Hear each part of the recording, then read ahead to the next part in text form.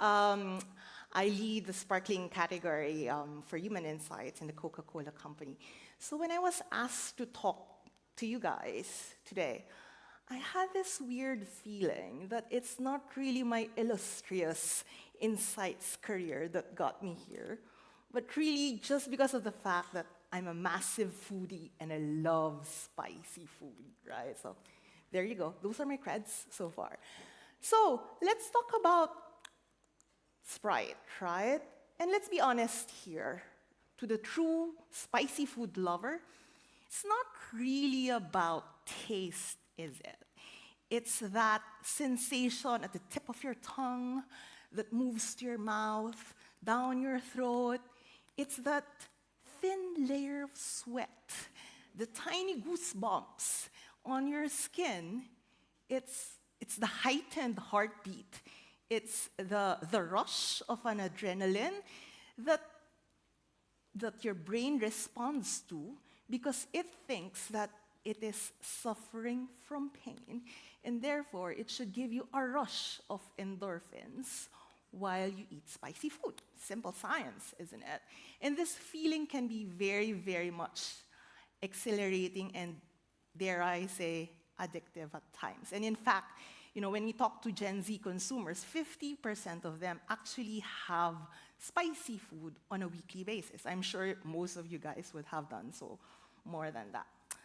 Problem is, though, people default into thinking that it's milk that goes well with spicy food, right? Most of you would think that it is milk or yogurt to cut the spice. But let's be honest with ourselves. Would you be chugging a pint of milk while eating spicy wings with your friends? Who would do that? No one. No one really. And then it got us thinking, hang on a moment, that intense lemon-lime carbonation that comes with Sprite, could that actually be the ultimate refreshment for this ultimate experience?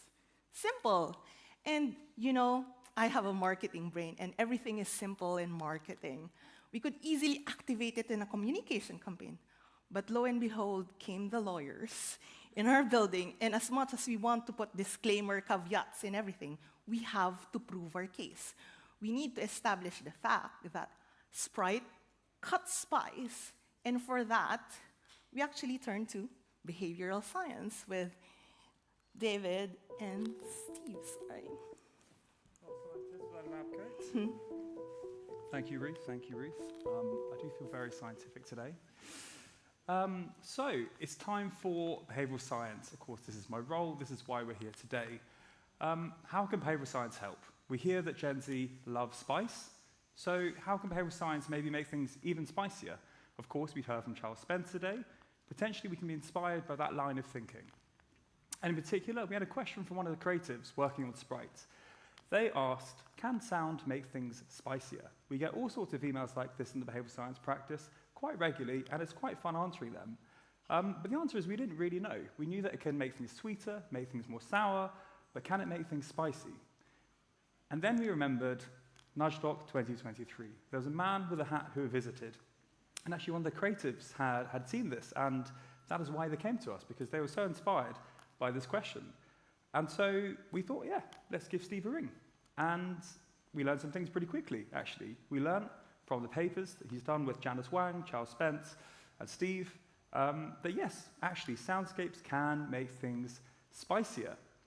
But we still have lawyers to think about. So we had hypothesized, yes, probably it does reduce the spiciness, but we also didn't know, our second hypothesis, that we could maybe influence spiciness, and we need to prove this scientifically. And so we did a rigorous job. We had 2 days of very, very extensive scientific experiments. First day was all about liquids. We were pitting Sprite versus milk versus water versus sparkling water. Sparkling water is interesting because it's carbonated like Sprite is, and actually carbonation might be making things even spicier. On day 2, we then needed to test different soundtracks. Do we go for calm ones? Do we go for chaotic ones, loud ones, fast ones? We needed to find the variables that influence spiciness. And so that's what we did. We had a busy 2 days of experiments. What we had 2 days, 10 trials, 200 participants, which gives us good statistical significance. We had 13,000 data points, which, because we used paper for this experiment, meant we had to do this by hand. And actually, AI couldn't help us. Very painful for us. But it was also 1.5 liters of Tabasco sauce, which was very painful for our 200 participants, such as Charlie over here. So what do we find? Well, first of all, Sprite is as good as milk. Woo! Yes, we prove we're actually as good as milk. And milk is very impressive because milk has got, it binds with the alkaline and the acid, comes together, and it really cools things down. So we prove we're as good as milk, which is incredibly exciting for us. And we prove we're actually much better, significantly better, at cutting spice than water, which of course is the default thing that we grab. So it's very exciting, lawyers happy, tick, tick. But thirdly, which for us is the interesting one, this is where we could get some credibility, keep the lawyers happy there, but we can get the fame by thinking about sonics. How can sonics help? And we now proved in our own research and the academic research that, sure, we could actually make things less spicy and more spicy using sound.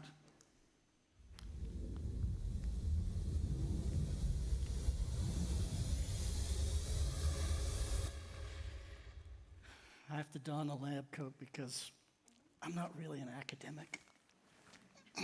But I play one on TV. Maz, if you're watching. I think of myself more as a pracademic. I love academics and study and research, but I'm also looking at the practical applications of things. So we wanted to give you guys literally a taste of the experiment that we did. We don't have time to hand out all the logarithmic scales that we used or to test the intensity of the burn where we were measuring it every 10 seconds for 2 minutes. But we thought we'd just kind of play with you a little bit and have you taste some spice and listen to a spicy soundtrack. So the way we're going to do that today is with the little gummies that were handed out in the bags with the stripes that you have. So these are your spicy gummies. No animal products were used in these gummies. Unfortunately, there's no herbs, if you know what I mean, in these gummies either. But you still may want to just, eat half of one because they are spicy as fire. So just be careful, word of warning. So for our experiment today, what we're going to do is you've got your gummies, and you also should hopefully have a can of Sprite in your bags. Oh, you're already opening up. That's good. And here's how we're going to run our experiment. So when I tell you, you're going to eat the gummy. We'll give you a few seconds to kind of feel the burn. And then I will tell you to drink the Sprite. So you can take a little drink of Sprite. You can feel the relief. And then we're going to repeat the experiment by starting by playing you the spicy soundtrack. Now, the sonic seasonings for spice are fast tempos, higher pitches, a little bit of distortion, things that are designed to make you feel a little uncomfortable. So we're going to play that soundtrack, have you eat that bear again, and then cool down with Sprite. So, are we all ready? All right, and this is our multisensory hot seat that we're going to tell you a little bit more about in a moment. Eat your bear. Eat the bear. All right, I'm going to give you a few seconds to start feeling that burn. Yeah? Some of you may like it. Some of you may think, I don't know. All right, go ahead and take a little swig of the Sprite.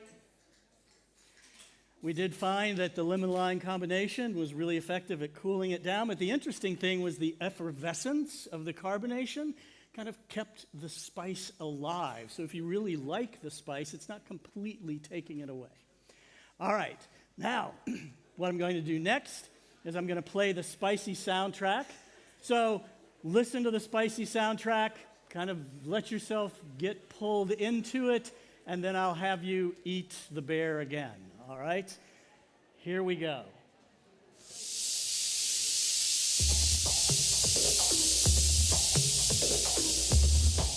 Are you ready? Eat.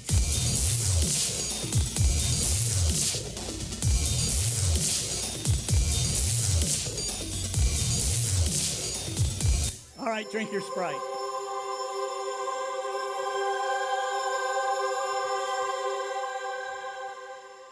All right, hopefully there weren't any alpha male chimps when people were going, so you thought they were bowing down to you. So now we're going to take that and put it into a practical activation that we brought to life using a little bit of creativity. So Ruth is going to come up and tell you a little bit about how we did that. Ruth? Thank you. Thank you, Steve. That proves our point? Yes? No? Yes? Yeah. Thank you. So with that experiment, we've established proof of concept, right? Yay to the lawyers, we have a case. But again, we're marketing people. We don't end with an experiment. So the challenge is, how do we bring this to life to consumers in an engaging and actively exciting way? Cue the hot seat, the world's first multisensory dining chair experience designed particularly to trick the brain to think that the spicy food they're eating is actually spicier. And logic goes is, the spicier something is, the more they crave refreshment, the more they drink. Thank you very much. I wish I was able to take my fellow foodies to the experience, but here's a sneak peek of what happened during the day.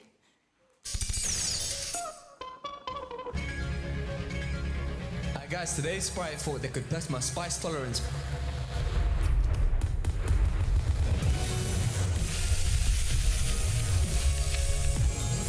Pure violation. I'm such a sweaty upper lip. The music was getting louder, my heart was beating a bit faster. As soon as I sat down, I was like, this is uncomfortable. I don't think I can stay in this seat much longer. There you go. I hope you enjoy the experience. Thank you, Ruth. So, as you probably experienced, that was incredibly spicy, but we wanted to take it further. And so we brought in renowned sensory agency, Bombas and Par, to make these hot seats. But why do they work? That's really what I'm now going to talk to. So the sound, we talked about this, it's the chaos of the sound, sort of makes that extra strong feeling in your brain, in your mouth. And so we worked with renowned composer Ross Garron. He's worked with the likes of Beyonce to really make the most spice-intensifying track possible. But that's only one sense we talked about so far. We also wanted to talk about touch. And actually, in this case, we used the rough and abrasive texture on the chair to prime discomfort, because discomfort is also spice. All of these things coming together. Sight, fairly obviously, red and neon, red and orange neon. We would have really singeing hot colors to make it feel very, very hot in your brain. And finally, smell. If something smells like it's burning, then probably it is burning. If you smell smoke, then yeah, something's burning. Maybe it's your tongue. And individually, these are strong, but not that strong. So this is where what Charles talked about became super, super important, sensory super additivity. By putting together sight, sound, smell all together, we then get an overall much stronger taste.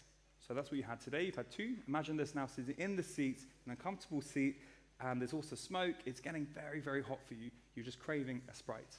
So in this instance, we can create a situation where 1 + 1 really does equal 3. And of course, the results speak for itself. The event sold out in minutes when it was launched. More than that, we were able to earn almost 600 million impressions without paid media. So that's just how amazing this particular activation has been for Sprite. If we go back to where we started, which is how this project came about. This project came about from us hearing something at Nudgestock 2023. And as a result of that, we've done many more projects like this on sensory innovation. That's what we like to call it, because that's what it is. We think this is a really underexploited area that we really think we can do a lot more in.